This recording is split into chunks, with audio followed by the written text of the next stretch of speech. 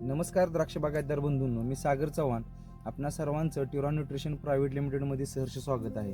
तर द्राक्ष बागायतदार बंधूंनो, सध्याच्या द्राक्षामध्ये जी सिच्युएशन आहे, काही ठिकाणी 70-75 दिवस, काही ठिकाणी हार्वेस्टिंग चालू आहेत. तर आपल्याला जी हार्वेस्टिंग करायची आहे ती आपण द्राक्ष बागेची साधारणपणे 120 दिवसाच्या आसपास करतो. पण या 120 दिवसालाच हार्वेस्टिंग आपली यावी किंवा त्या हार्वेस्टिंग योग्य माल तयार व्हावा, तर याच्यासाठी आपणाला सुरुवातीला आपण त्याच्यासाठी काम करत असतो.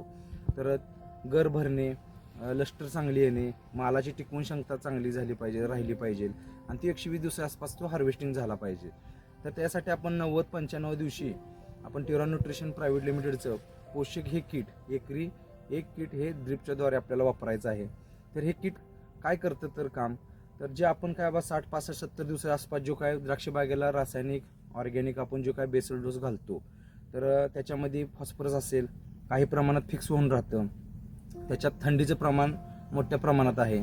त्याच्यामध्ये बरेच न्यूट्रिएंट हे थंडीमुळे अपटेक होत नाहीत.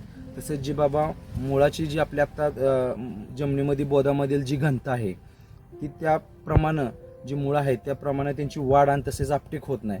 तर त्याच्यासाठी आपल्याला हे किट अतिशय चांगल्या प्रकारे काम करणार आहे.